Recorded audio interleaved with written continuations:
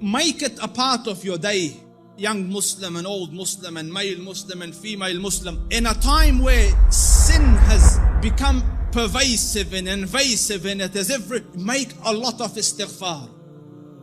Because from the punishment of Allah Rabbul Izzah, me and you were given two safeties, two things that we could hide behind and keep the adhab of Allah away. Allah Rabbul Izzah says, وَمَا كَانَ اللَّهُ لِيُعَذِّبَهُمْ وَأَنْتَ فِيهِمْ. The first, the Prophet, Allah said, so long as he is amidst you, I will not punish you. So the Rasul died and left. His sunnah is with us, but the Rasul went. The second one, and Allah will not punish them so long as they seek forgiveness.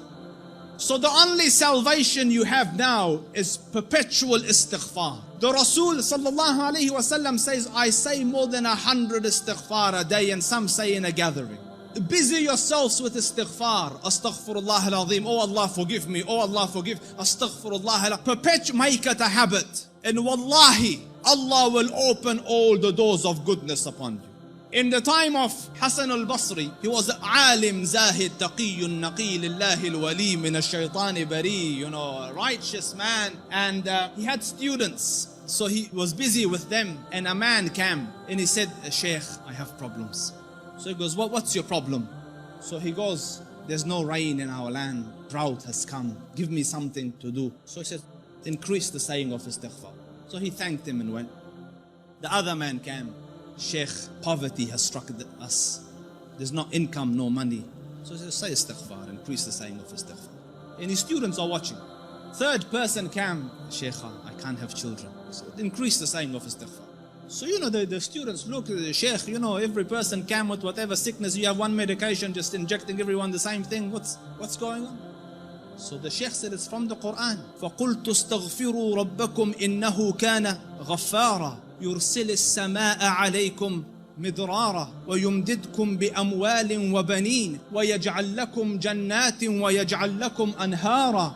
Make istighfar of Allah. Allah will send the sky down with helpful rain for you. He will bestow you with wealth and progeny and make your gardens grow, and around it springs of water will come. All for the saying of istighfar and the returning to Allah Rabbul Izzah with seeking forgiveness of Allah Rabbul Izzah.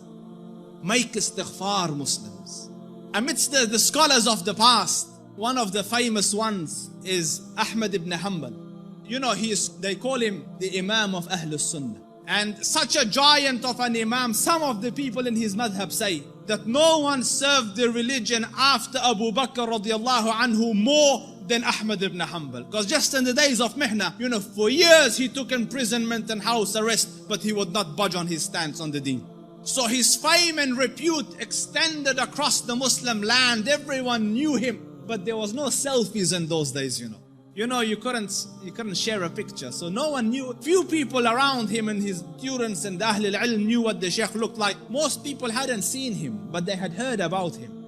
So Imam Ahmad went on a travel from his city to another city. And when he reached that city, night befell him. He was in a masjid and he was trying to sleep in the masjid, because in those days there was no hotels and things. So the guard came and he said, get out of the masjid. So he said, listen, I'm a traveler. I don't have anywhere to go. I will just be here till tomorrow and then I will be on my way. So he said, no, get out. So the Shaykh went and sat outside the door. Can you imagine? This was a man, who, when he used to walk, hundreds would be walking with him and they would kiss his head and hold his books. Imam Ahmad was Imam Ahmad. Now he's sitting at the door of the masjid. So he looks at him, he goes, didn't I tell you to go? He goes, I'm outside. He goes, no, get out. So he said, listen, it's just...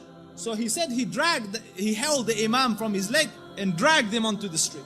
Imam Ahmad. So, and the Shaykh, subhanallah, And when he's landed in the middle of the road, across the road was a baker, the one that makes bread. So the baker saw him and he goes, listen, he sees in him signs of piety and taqwa. So he goes, come here and sleep in my bakery, and I'm making the dough all night and fixing the bread, because people will come at Fajr to buy, but you sleep here as I'm doing my work.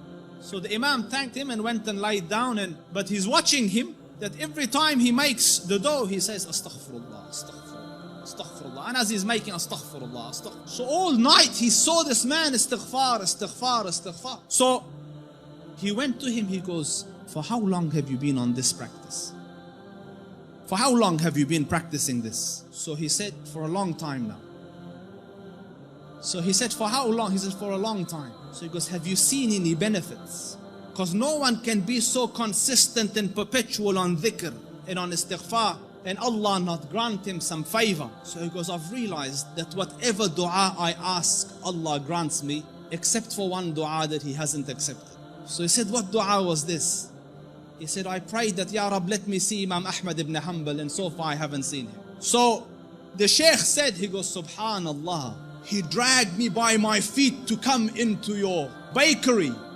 Simply cause, imagine, out of my city into his house, out of his house when I was refusing, dragged me by my feet so that I could come and answer to your dua. فقلت استغفروا ربكم إنه كان غفارا يرسل السماء عليكم مدرارا ويمددكم بأموال وبنين ويجعل لكم جنات ويجعل لكم أنهارا. My dear brothers, turn to Allah Rabbul Izzah. Wallahi, I don't say this as a nice to say, but all of the problems to all your answers is Allah Rabbul Izzah. Your refuge from every difficulty is Allah Rabbul Izzah. Turn to Him Wallahi, turn once to Allah Rabbul Izzah, and you will find your Lord more merciful and more accommodating and more accepting than the kindest of the kind of this world.